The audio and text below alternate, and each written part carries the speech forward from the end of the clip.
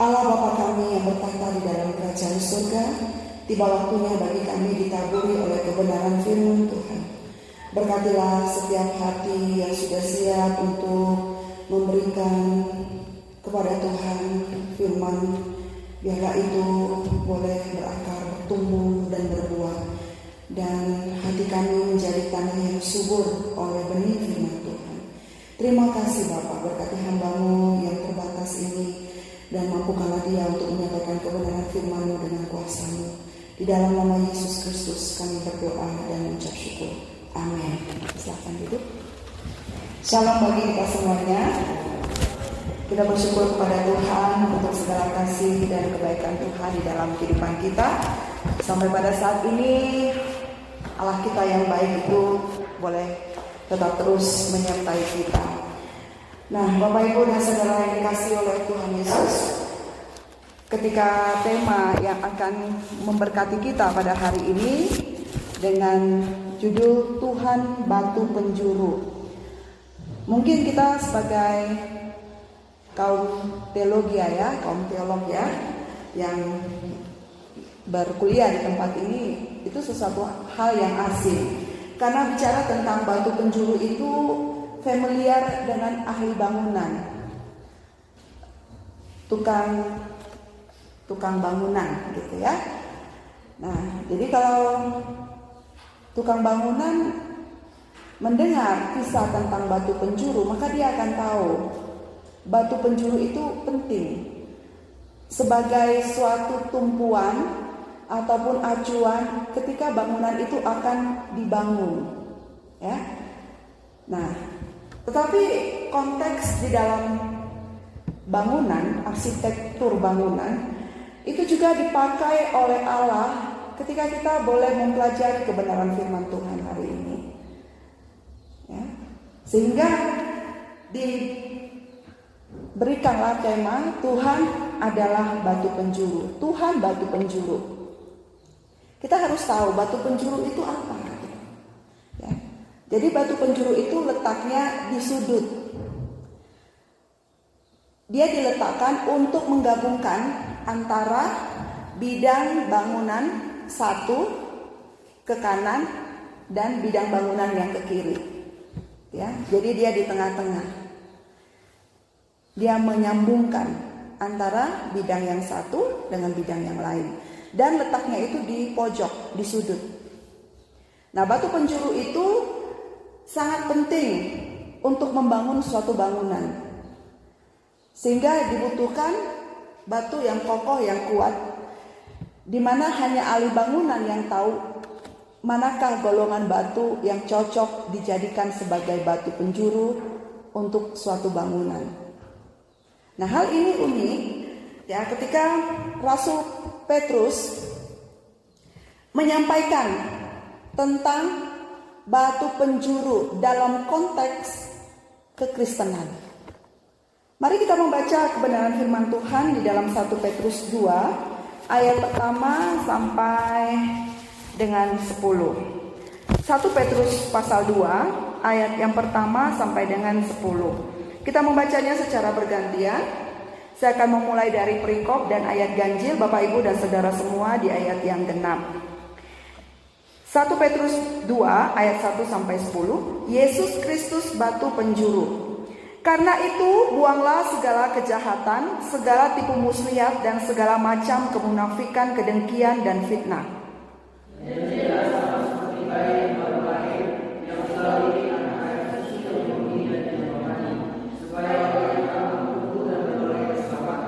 Jika kamu benar-benar telah mengecap kebaikan Tuhan.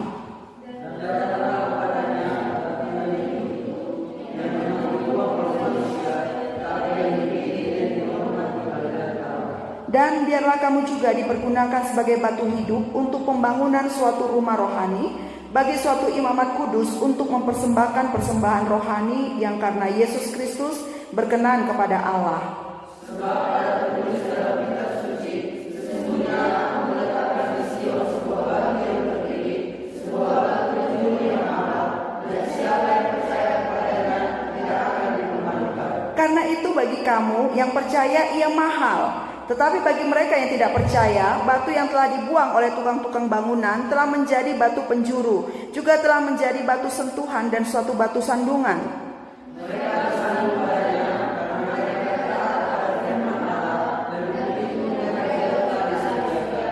Tetapi kamulah bangsa yang terpilih, imamat yang rajani, bangsa yang kudus, umat kepunyaan Allah sendiri, supaya kamu memberitakan perbuatan-perbuatan yang besar dari Dia yang telah memanggil kamu keluar dari kegelapan kepada terangnya yang ajaib.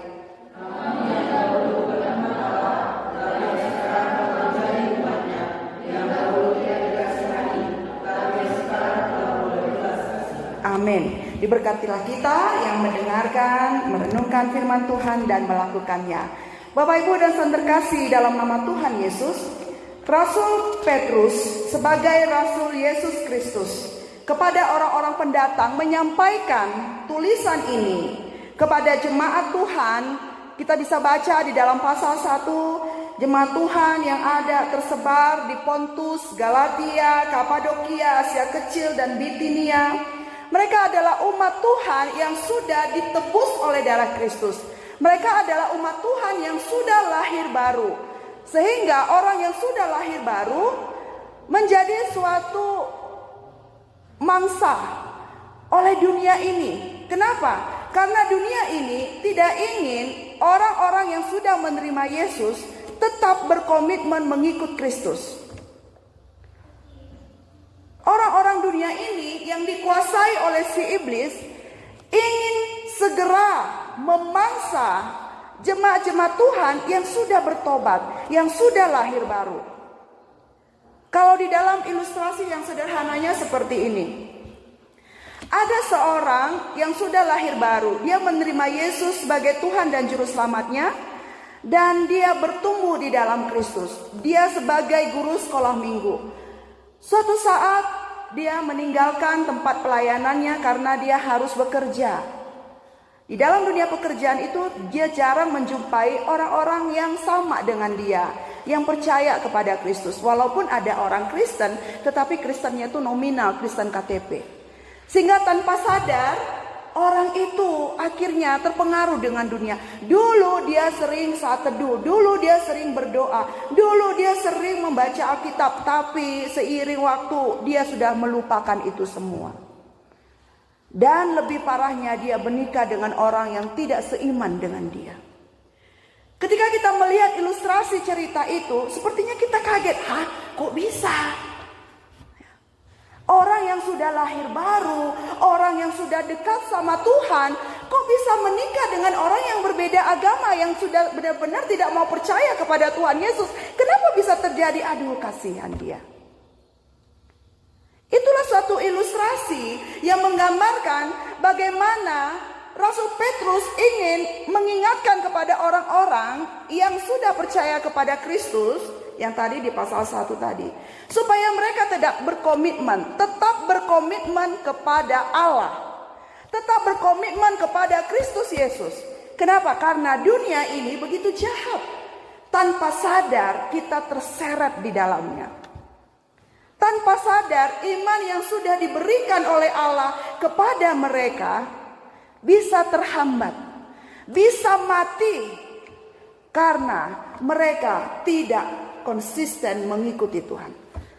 Betapa luar biasanya nilai komitmen, betapa luar biasanya nilai kesetiaan itu. Allah sudah memberikan benih yang sehat kepada mereka, tetapi jikalau tidak dijaga dengan baik, maka mereka tidak akan mengalami pertumbuhan. Nah, ilustrasi itu membuat kita mudah mengerti.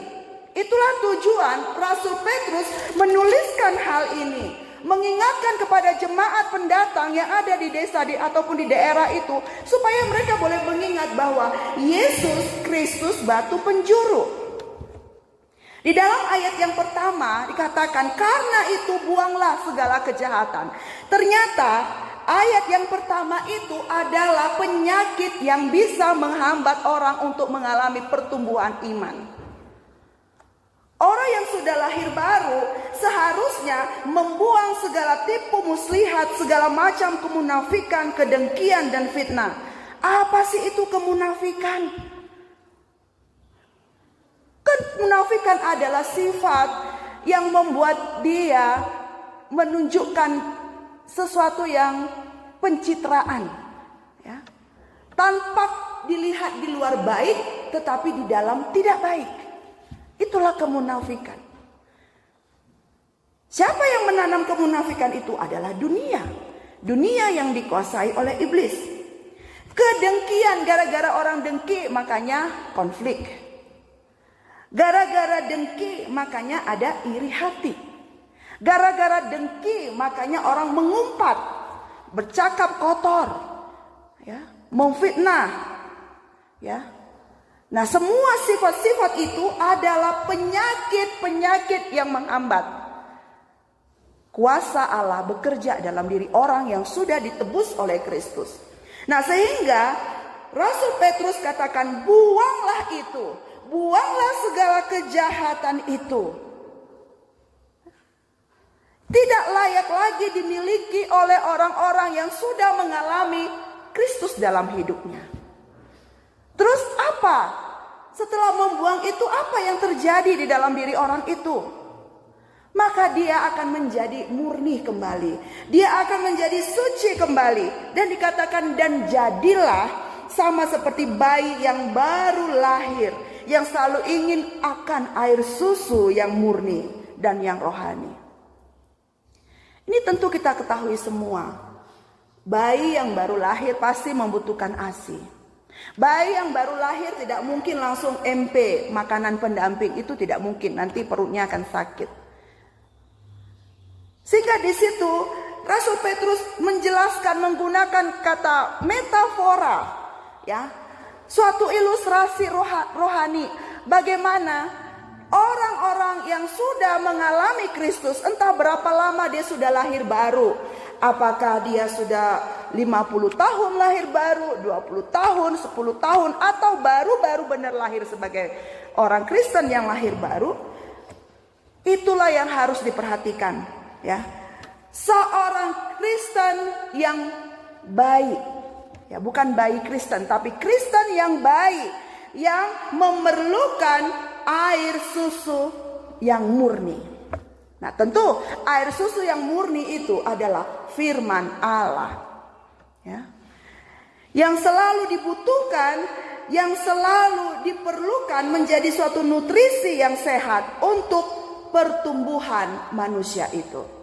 Nah, Bapak Ibu dan Saudara terkasih, mengingatkan kepada kita bahwa tubuh kita ini tidak hanya terlihat secara jasmani, tetapi kita harus memperhatikan manusia rohani juga.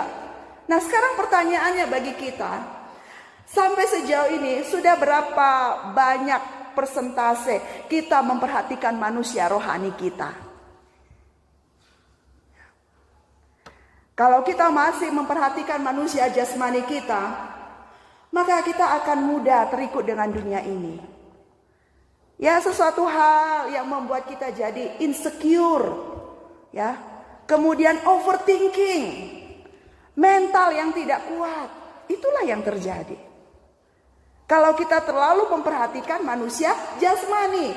Tetapi kalau manusia rohani kita yang kita perhatikan, maka tanpa disuruh pun kita memiliki kerinduan yang besar untuk membaca Alkitab, untuk berdoa, haus akan pelayanan.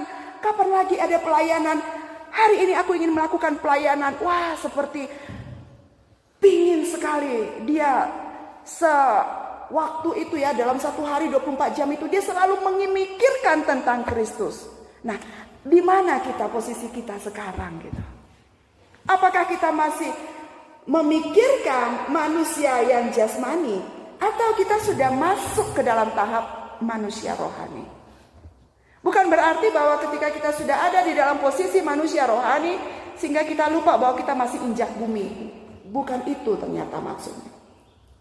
Tapi supaya lebih diperhatikan, dipahami bahwa manusia rohani itu penting, ya. Manusia rohani akan bertumbuh ketika dia bergantung sepenuhnya kepada Allah. Itu poin yang pertama yang kita bisa dapatkan di dalam ayat ini, ya. Bagaimana manusia rohani adalah orang-orang yang membutuhkan firman Allah untuk pertumbuhan dan cara dia untuk mendapatkan keselamatan itu. Sudah jelas di sini bahwa orang-orang yang memiliki pola pikir demikian adalah orang yang hidup di dalam pilihan Allah. Saya pernah menyampaikan firman Tuhan di tempat ini, bagaimana tahapan-tahapan ketika kita akan menuju kepada keselamatan, yaitu surga, diawali daripada konsep panggilan. Dipanggil. Setelah kita dipanggil, maka kita akan dipilih. Dipanggil, dipilih, kita dikuduskan, dan akhirnya kita diselamatkan. Itu yang terus menerus ada di dalam pola pikir kita, supaya kita tahu di mana kita sekarang. Ya. Dan ternyata betul, ya, bahwa Rasul Petrus mengingatkan supaya orang-orang yang sudah mengalami lahir baru, mereka harus memerlukan susu yang murni, yaitu firman Allah. Dan ini sangat cocok sekali dengan kita di tempat ini, karena kita semua sudah lahir baru. Amin. Ya. Kita semua sudah menerima Yesus dalam hidup kita. Kita bukan lagi orang-orang yang bingung, ya, akan keselamatan kita. Bahkan tingkat 1, ketika saya bertanya, apakah kamu sudah lahir baru? Mereka akan mengatakan, ya, saya sudah lahir baru. Nanti ketika kamu menyelesaikan tugas di dunia ini, mati kemana? Pasti menjawab, ke surga. Nah, itu sebagai indikator bahwa keselamatan kita jelas di hadapan Allah dan jelas bagi kita sendiri. Itu poin yang pertama. Ya. Nah, kenapa Rasul Paulus mengatakan di dalam ayat yang ketiga, jika kamu benar-benar telah mengecap kebaikan Tuhan. Apa itu mengecap? Mengecap itu apakah langsung meneguk minuman? Tidak, ya. Mengecap itu sedikit-sedikit dikecap, dirasakan gitu ya, mengecap. Tidak bisa langsung minum, diteguk begitu ya. Sama ya, seperti kita membaca firman Tuhan. Terkadang kita nggak mengerti, ya, apalah arti firman Tuhan ini. Tapi kita nggak boleh langsung patang menyerah. Ya, kita nggak boleh langsung putus asa. Udahlah, kapoklah aku baca firman Tuhan ini. Nggak ngerti, benar-benar nggak ngerti. Tapi selalu timbul dalam diri kita penasaran, anxiety, ya, rasa penasaran. Apa maksudnya ya? Apa maksudnya? Nah, pada waktu itu kita sedang mengecap firman Tuhan. Saya ingat bagaimana di bulan Desember begitu ya, banyak sekali acara Natal, ya. Natal A, B, C, D, E begitu. Dan bisa satu hari saya menyampaikan topik di satu pasal, yaitu pasal 9, berbicara tentang doa Daniel. Dan ketika saya mempelajari itu, ya, tadi pagi saya menyampaikan tentang doa Daniel. Siang saya menyampaikan tentang doa Daniel. Malam juga saya menyampaikan khotbah tentang doa Daniel. Dan ternyata itu berbeda-beda sudut pandangnya. Pernah nggak Anda mengalami hal itu gitu? Ya. Sesuatu hal yang sulit tentunya. Kenapa? Karena bukan kita yang meng-create doa itu, tapi dari Daniel sendiri. Ya. Dan itulah namanya mengecap.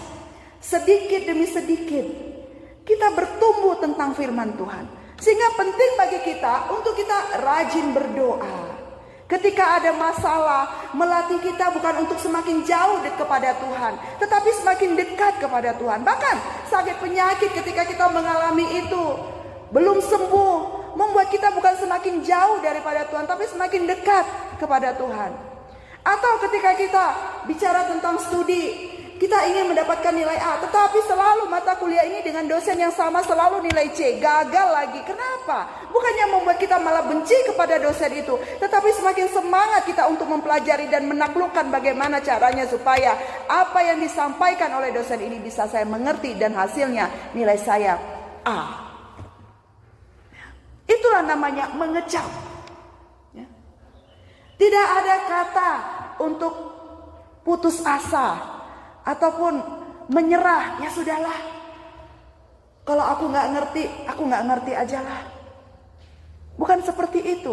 Jadi ada rasa mengecap itu. Ya. Jika kita sudah benar-benar mengecap kebaikan Tuhan, maka kita akan teguh di dalamnya. Kita akan kuat di dalamnya. Kenapa? Karena firman Tuhan tidak pernah salah. Firman Tuhan itu kekal sampai selama-lamanya. Nah, Bapak Ibu dan saudara terkasih, dalam nama Tuhan Yesus, bagaimana Rasul Petrus mengingatkan kepada jemaat yang ada di situ, supaya mereka tetap terus-menerus dibangun atas firman Tuhan yang benar. Sehingga sampai di dalam ayat yang keempat itu menghimbau kepada jemaat, kepada orang-orang yang percaya untuk melihat kepada Yesus Kristus. Ya. Di situ ada yang unik ya. Bagaimana para ahli bangunan membuang batu itu. Ya. Di ayat yang keempat ya. Dan datanglah kepadanya batu yang hidup itu yang memang dibuang oleh manusia. Dibuang oleh manusia. Itu menandakan siapa di antara kita yang tidak pernah menjadi korban kebencian, korban fitnahan. Kita ini semua korban, setuju ya? Korban kebencian ya. Contoh misalnya si Ismail bicara sama kakak tingkatnya, "Kak, kok aku nggak salah kak, tapi kok dibenci sama abang itu ya?" Ya. Terus datang temennya, "Benar juga ya, aku tuh sudah benar-benar loh, aku sudah hormat, udah mengikuti semua peraturan dengan baik, tetapi kenapa aku jadi korban fitnahan?" Gitu ya. Pernah gitu seperti itu ya. Sesama korban. Ya. Akhirnya ya udahlah nggak apa-apalah, kitalah korban hidup itu gitu ya. Semua kita di sini pernah jadi korban. Jangan Anda katakan saya nggak pernah jadi korban, Bu. Pernah. Ya. Nah, kabar baiknya adalah Kristus berpihak kepada orang yang memiliki kondisi demikian. Orang miskin di dunia ini tidak akan pernah dihargai. Yang ada pasti ditindas, dilecehkan, direndahkan. Ya. Narapidana, mantan dari napi, pasti gak akan dipercaya orang. Sampai kapanpun gak akan dipercaya orang. Orang yang sudah salah atau orang yang sudah menipu, sekali menipu selama-lamanya tidak akan dipercaya oleh orang. Dan Yesus berpihak kepada orang-orang yang terbuang seperti itu. Yesus pro terhadap mereka. Kenapa? Karena tidak ada manusia yang sehat di dunia ini. Semuanya sudah menjadi korban. Dan tentu korban dosa. Ya. Bayi yang lahir ya, saat itu juga sudah berdosa. Karena apa? Dosa keturunan.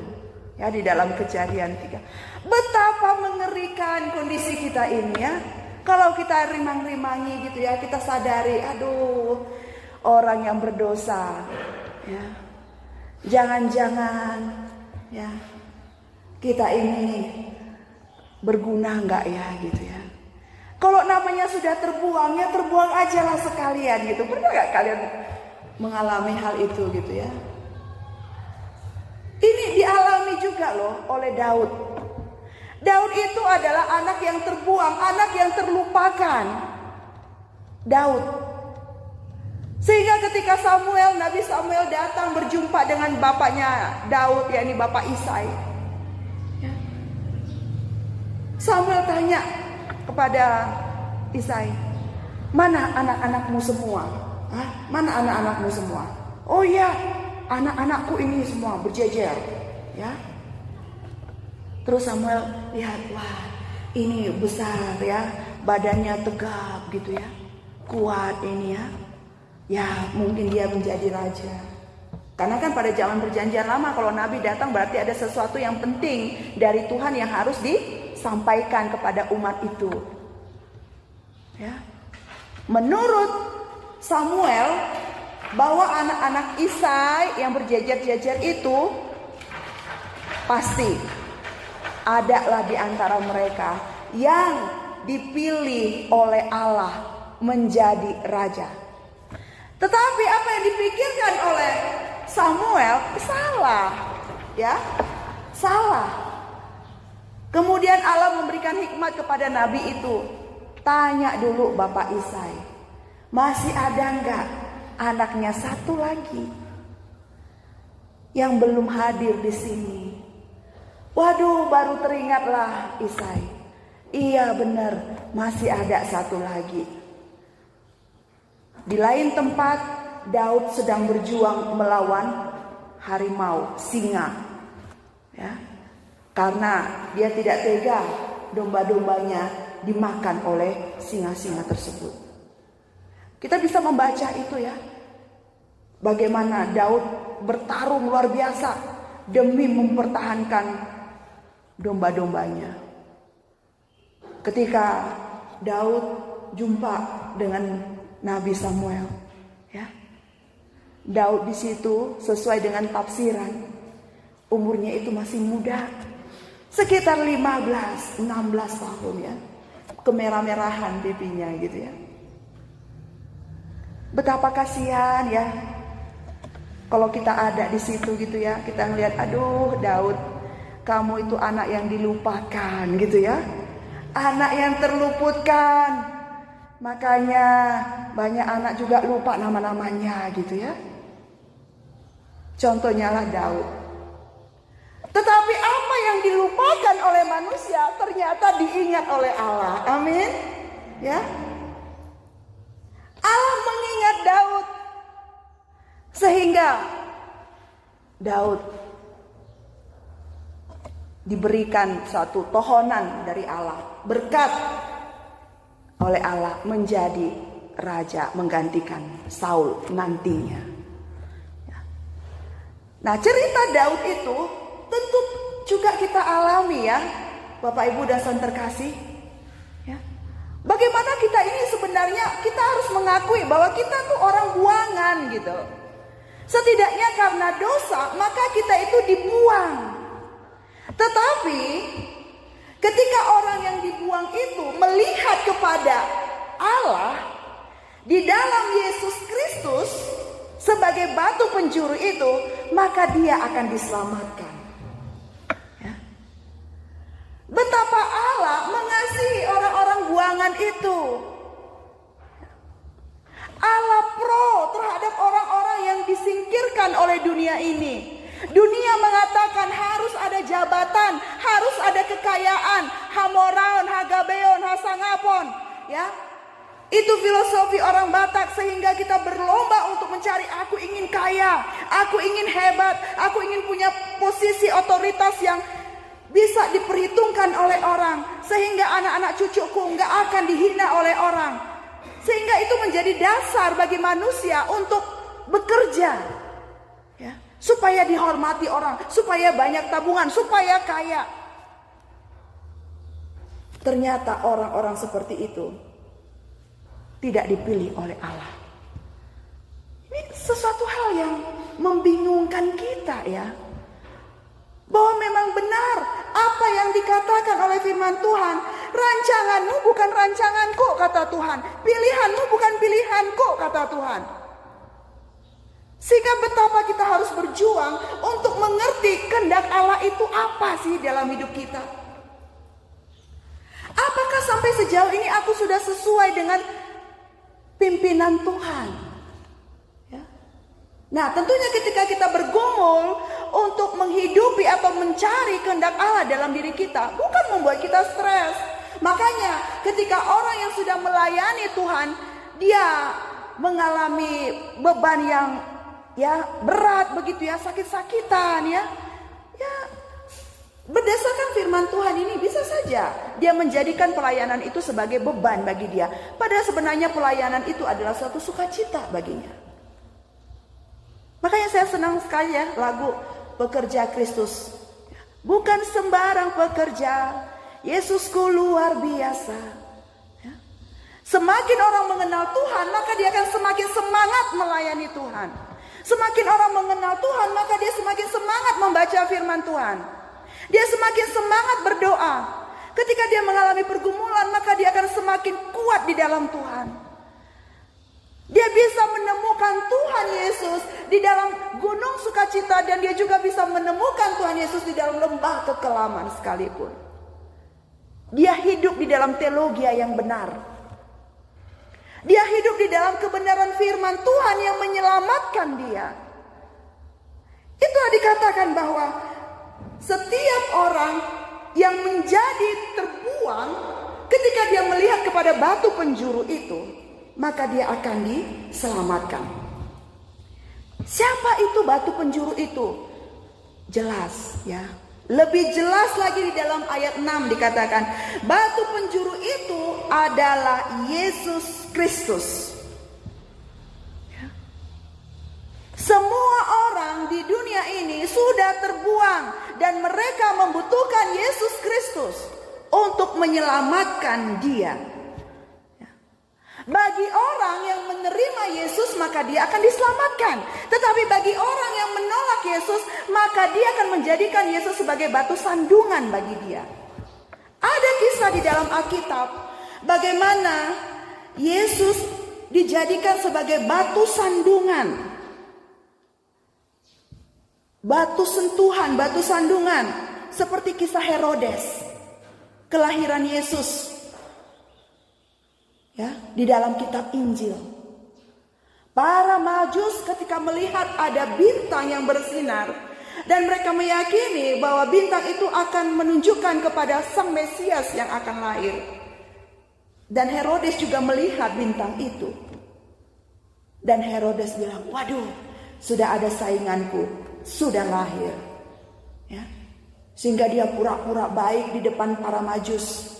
Ya. Rupanya dia memiliki hati yang jahat, ingin membunuh bayi yang lahir itu. Dia menjadikan Yesus sebagai batu sandungan baginya. Itulah orang yang tidak percaya kepada Allah. Kemudian ada lagi kisah Menara Babel di dalam Perjanjian Lama. Bagaimana para ahli bangunan di Menara Babel itu ingin membangun menara itu setinggi-tingginya. Mereka ingin membuat suatu mahakarya manusia yang bisa kekal sampai selama-lamanya.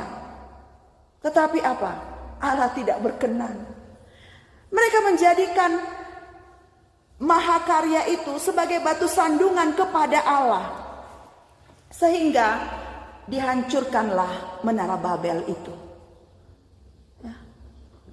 Sama juga dengan Lucifer.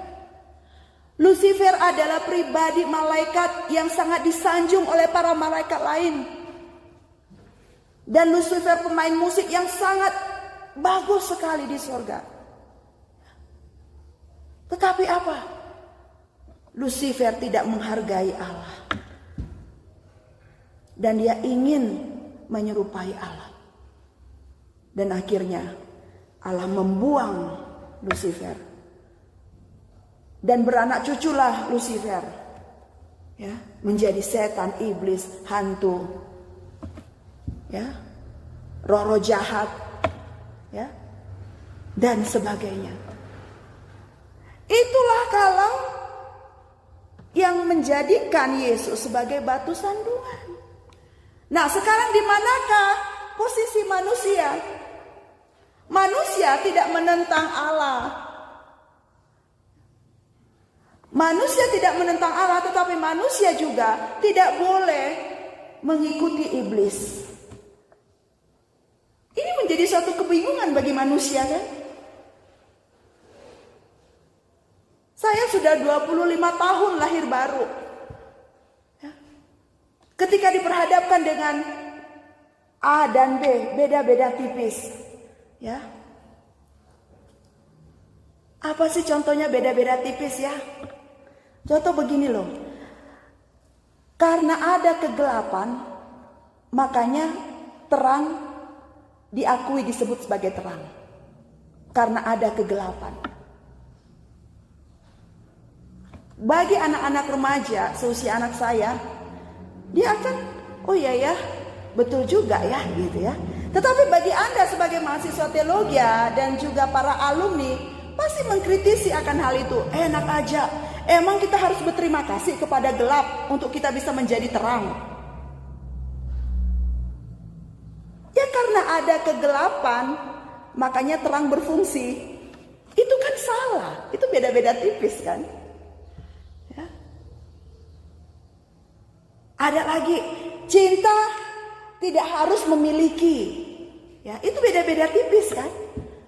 Kalau ada alumni yang suka sama sesama alumni, suka diam-diam, mengagumi secara diam-diam. Bu, kan cinta nggak harus memiliki, Bu. Salah. Namanya cinta yang harus memiliki. Kalau nggak memiliki ya udah putus aja. Nah, gitu ya. Jadi beda-beda tipis begitu ya kan.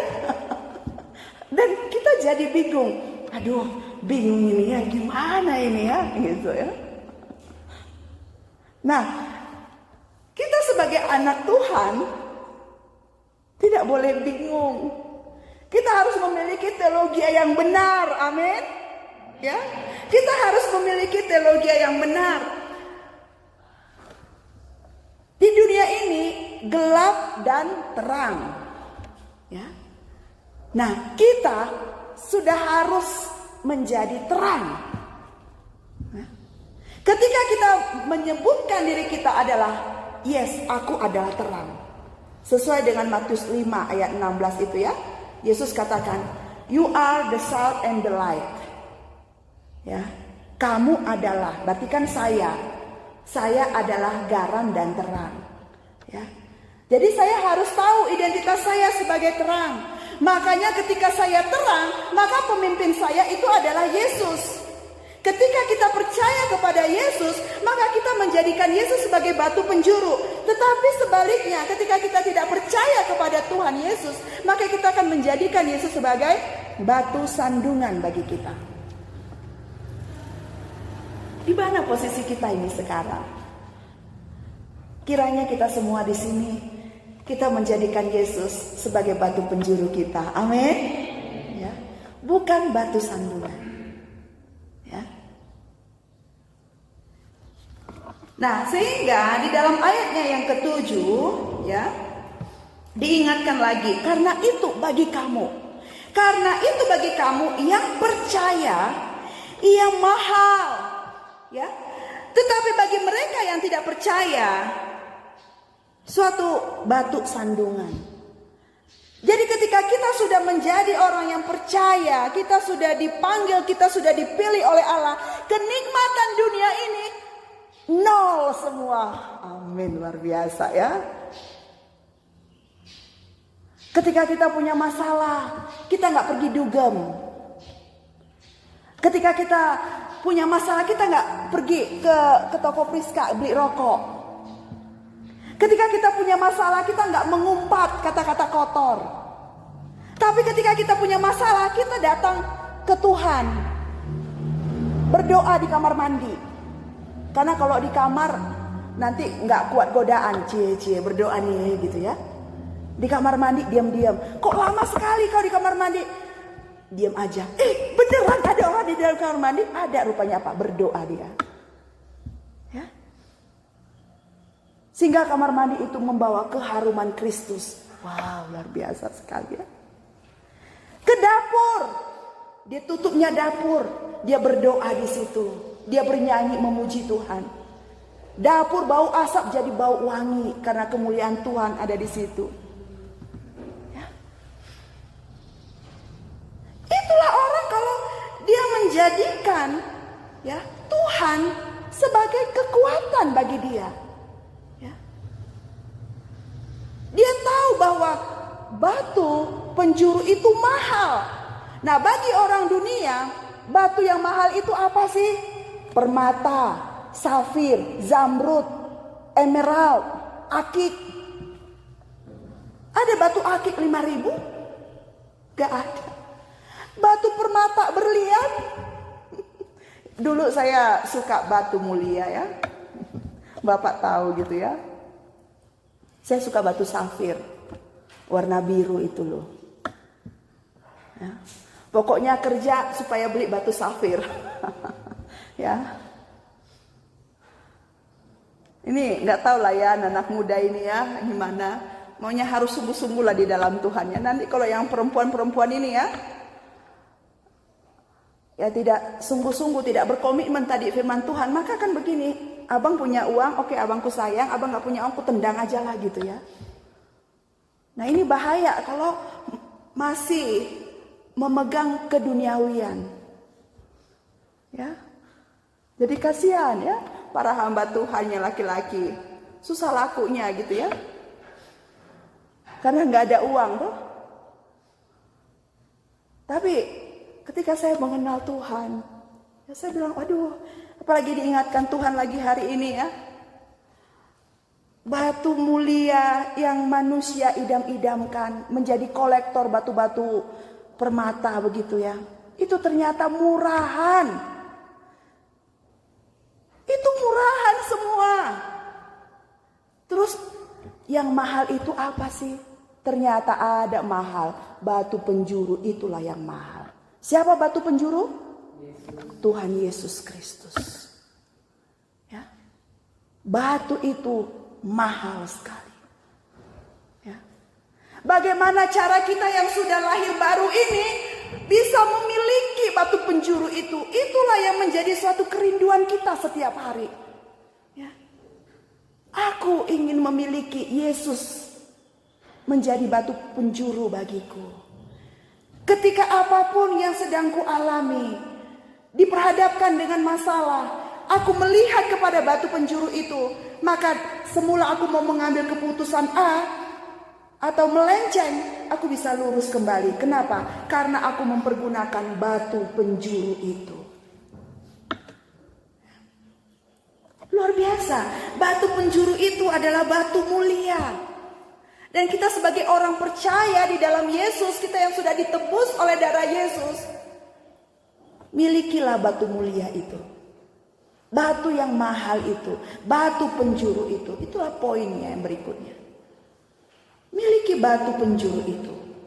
Ketika kita menjadikan Yesus sebagai batu penjuru bagi kita dalam segala aspek kehidupan kita, kita menjadikan Yesus sebagai batu penjuru, maka kita tidak akan tersandung di dalamnya.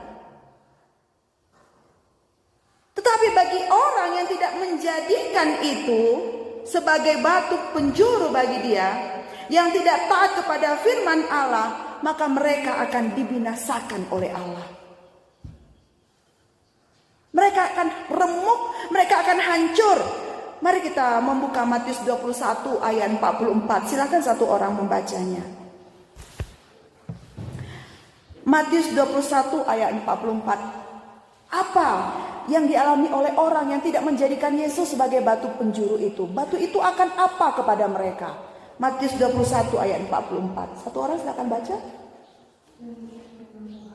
Dan barang siapa jatuh ke atas batu itu, dia akan hancur, dan barang siapa menimpa batu itu, dia akan hancur. Ya. Dia akan hancur dan dia akan remuk. Dari sini kita melihat bahwa ternyata bersyukurlah kita karena kita dipilih oleh Allah. Kita akan diselamatkan oleh Allah. Kita tidak akan dibinasakan oleh Allah. Tapi ceritanya bagaimana dengan orang yang belum mengenal atau menerima Yesus? Bapak kita, mama kita, adik kita, kakak kita, amang boru, nemboru, bapak tua, semua keluarga-keluarga dekat kita. Bagaimana dengan mereka? Apakah kita tega melihat mereka binasa, remuk, hancur, dilindas oleh dunia ini? Tentu itu menjadi suatu kesedihan bagi kita. Dan memang menjadi suatu kenyataan bahwa sayang sekali tidak semua orang ingin menyelaraskan dirinya pada batu penjuru itu. Tidak semua orang. Ada yang mau menerima Yesus, ada pula yang menolak dia. Dari mana kita tahu bahwa dia menerima atau dia menolak? Beritakanlah Injil itu. Sampaikanlah berita kebaikan itu kepada orang-orang, ya setidaknya kepada keluarga terdekat kita. Karena setiap orang yang sudah percaya kepada Yesus, maka dia tidak akan dihancurkan, dia tidak akan diremukkan, tetapi yang percaya kepada Kristus, mereka akan diselamatkan. Karena keselamatan itu sudah tersedia dari Allah untuk mereka. Poin berikutnya yang kita pelajari adalah di ayat yang ke-9. Ini suatu ayat yang sangat familiar kepada kita. Tetapi kamulah bangsa yang terpilih, imamat yang rajani, bangsa yang kudus, umat kepunyaan Allah sendiri. Supaya kamu memberitakan perbuatan-perbuatan yang besar dari Dia yang telah memanggil kamu keluar dari kegelapan kepada terangnya yang ajaib. Apakah itu? Gereja. Kita adalah gereja.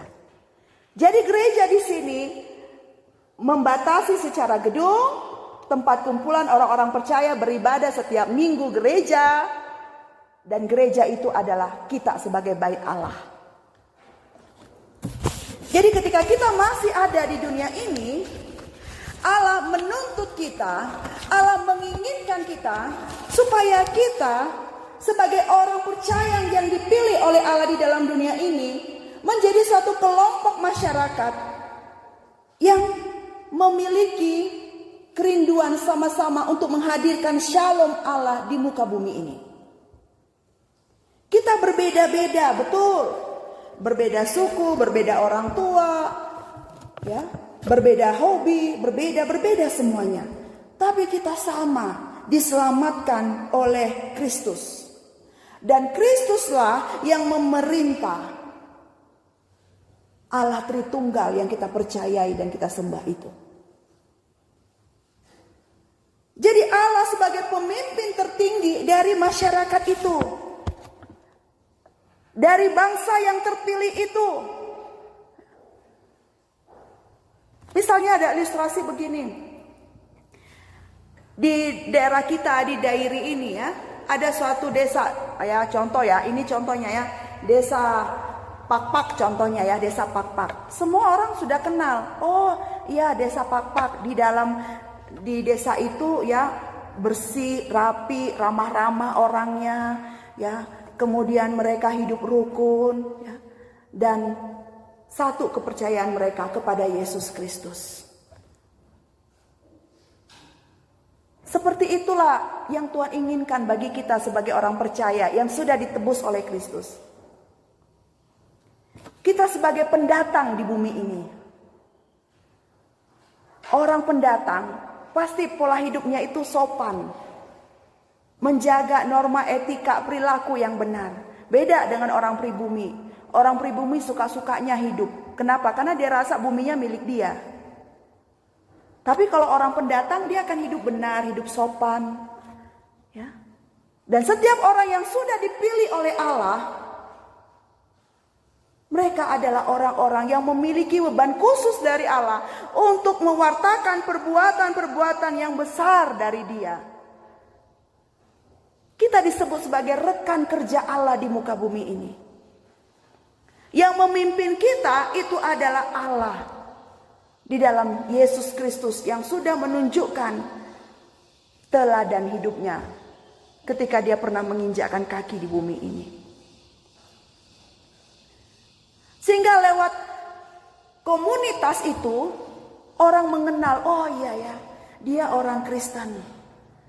Wah, hebat ya, ada Tuhan Yesus dalam diri dia.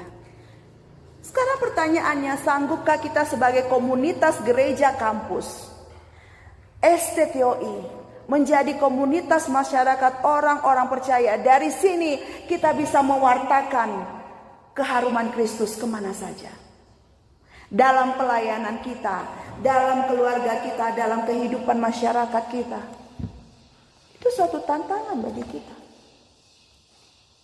Sehingga Tuhan katakan ketika kita sudah menerima Yesus, maka jangan diam di sini aja. Pergi, kata Tuhan. Pergi, beritakan firman-Ku, kata Tuhan. Sampaikan Injil-Ku. Itulah tugas kita. Maka bersyukurlah kita sudah dipilih dan akan diselamatkan oleh Allah. Amin. Ya. Siapa di sini nggak bersyukur? Ya. Pasti semuanya bersyukur. Siapa yang bersyukur sudah dipilih oleh Allah? Amin ya. Kita dipilih oleh Allah ya. Makanya ada lagu ya. Kita dipilih dari segala bangsa ya. Kita dipilih oleh Allah.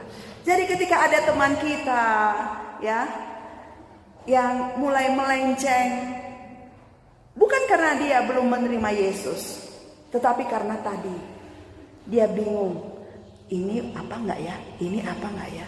Sehingga kita berkewajiban untuk mengingatkan dia, sini lagi yuk, kita berdoa lagi yuk, kita mau menyembah Tuhan lagi yuk ya.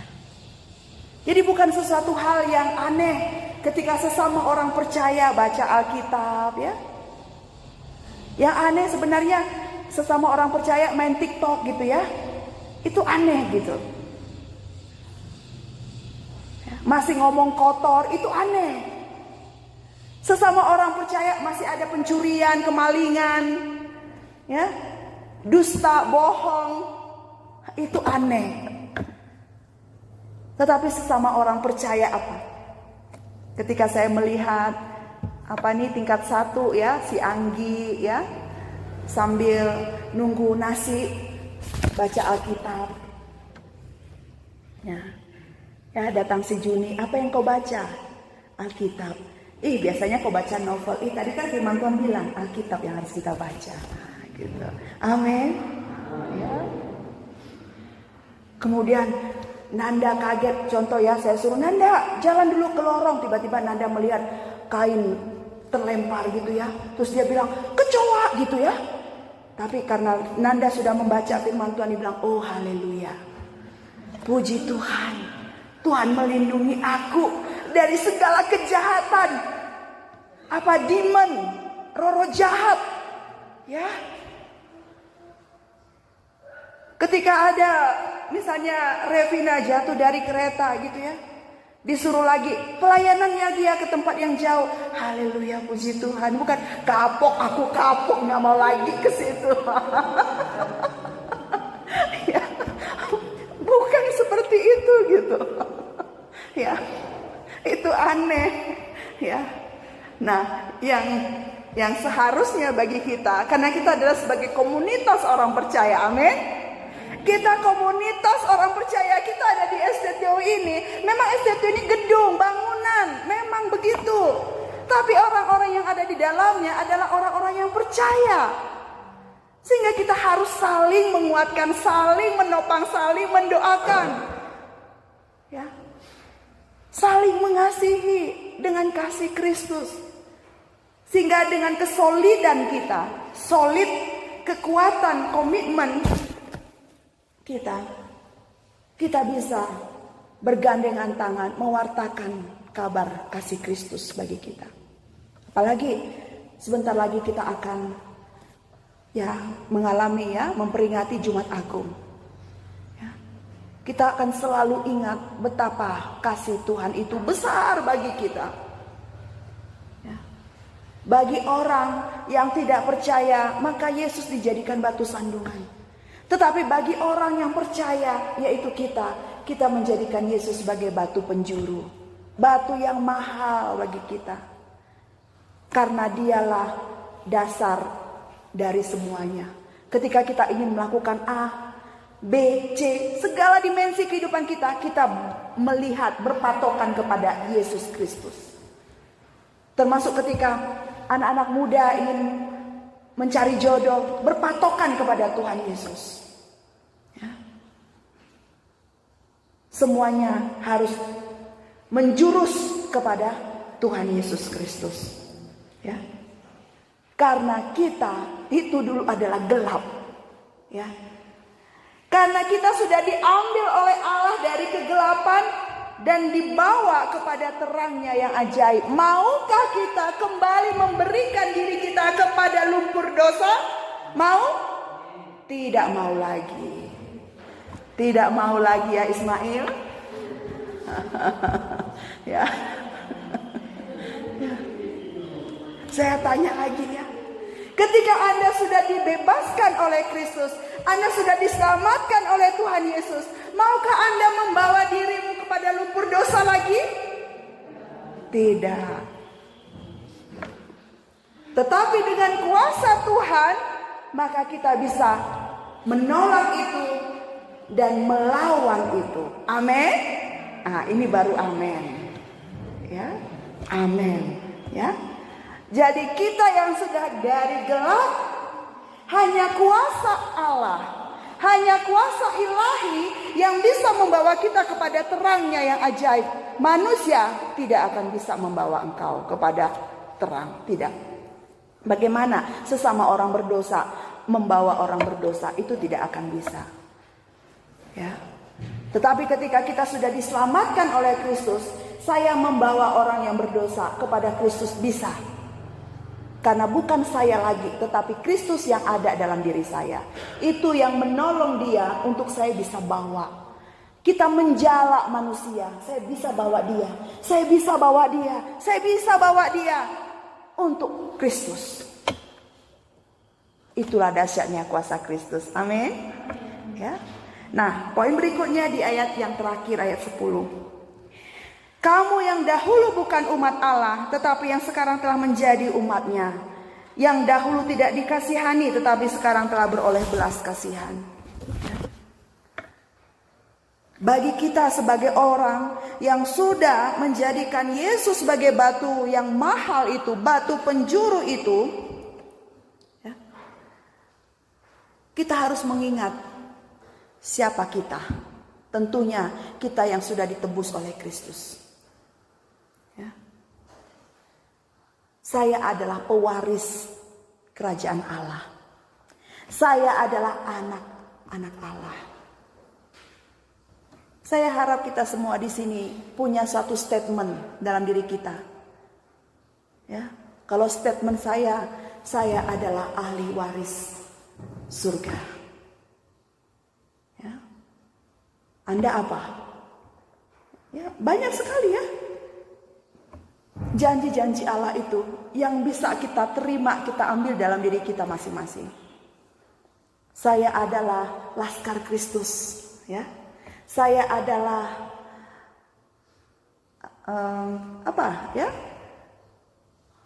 Saya adalah kekasihnya Allah, gitu ya. Silakan miliki itu di dalam dirimu masing-masing, ya. Supaya kita tidak terikut dengan dunia ini. Ketika kita sudah mengalami krisis dalam diri kita, tidak ada kamus mundur atau down. Tetapi terus maju terus sampai pada akhirnya kita berjumpa dengan Bapa di surga. Amin. Terus itu yang menjadi suatu dorongan bagi kita, dinamit bagi kita. Untuk kita terus selalu semangat melayani Tuhan. Ya. Bersukacita di hadapan Tuhan. Melangkah bersama dengan Tuhan. Ketika orang bertanya, ya, bagaimana kau tahu bahwa Kristus hidup di dalam dirimu? Bagaimana kau tahu bahwa Kristus hidup di dalam dirimu? Maka kita akan menjawab, ya, dia hidup di dalam diriku. Dia berjalan bersama denganku. Dia berbicara denganku, dia tinggal denganku, itu membuktikan bahwa dia hidup di dalam diriku. Bagaimana caranya bahwa engkau yakin Kristus ada di dalam dirimu? Ketika orang bertanya itu mencobai kita, ya, maka kita akan menjawab seperti tadi. Dia berbicara dengan saya ketika saya membaca Alkitab. Dia berjalan bersama dengan saya ketika saya pergi kemana-mana melayani Tuhan. Dia tinggal bersama dengan saya ketika saya mengalami kesedihan, ketika mengalami kerinduan kepada orang tua, ketika mengalami duka. Dia tinggal bersama dengan saya. Itulah bukti bahwa dia hidup di dalam saya. Dia hidup di dalam diri saya. Ya. Nah, Bapak Ibu dan saudara terkasih dalam nama Tuhan Yesus. Tuhan batu penjuru bagi kita. Biarlah ini menjadikan kita untuk tetap kuat di dalam Tuhan. Kita ini ringkih, kita ini remuk, kita tidak ada kekuatan, kita lemah. Akuilah itu di hadapan Tuhan. Kita sering kali melakukan dosa, kesalahan, jatuh, hari ini minta maaf, jatuh lagi, minta maaf, jatuh lagi. Kita akui itu di hadapan Tuhan. Tetapi ketika kita diampuni oleh Tuhan, ketika melayani Tuhan, hidup di dalam Tuhan, kenapa kita melayani, menyembah Tuhan? Karena kita melihat betapa baiknya Tuhan itu. Ya. Orang yang seperti kita dikasihi oleh Dia. Orang yang seperti kita dibuang, tetapi Dia pro dengan kita. Dia memperhatikan kita. Sehingga tidak ada alasan bagi kita untuk membenci Dia. Apapun yang terjadi di dalam kehidupan kita, kegagalan, tetaplah katakan bahwa Tuhan itu baik. Tuhan sangat baik bagiku. Tidak mampu kita mengecewakan Dia. Karena Dia mengasihi kita. Amin. Biarlah firman Tuhan memberkati kita, menolong kita untuk menjadikan Yesus sebagai batu penjuru dalam setiap kehidupan kita. Amin. Mari kita berdoa. Bapa kami yang bertahta di dalam kerajaan sorga, terima kasih Tuhan untuk kebenaran firman-Mu. Mengingatkan kami betapa kami membutuhkan Engkau. Tolong kami supaya tidak menjadikan Yesus sebagai batu sandungan. Tetapi tolong kami Tuhan, supaya kami selalu mengingat bahwa Engkaulah batu penjuru kami. Dengan dasar teologi yang benar, kami akan menghadapi dunia yang penuh dengan masalah ini bersama dengan Tuhan Yesus. Ketika kami menjadikan Yesus sebagai batu penjuru, maka setiap aspek kehidupan kami, apapun yang terjadi, kami tetap memiliki cara pandang yang benar kepada Tuhan Yesus. Terima kasih Bapa. Biarlah Allah Roh Kudus memampukan kami untuk tetap berkomitmen, setia melayani Tuhan, setia berjanji untuk selalu menyenangkan hati Tuhan. Terima kasih Bapa. Terpujilah Engkau yang sudah memberkati kami dalam firman Tuhan hari ini. Di dalam nama Yesus Kristus kami berdoa dan mengucap syukur. Amin.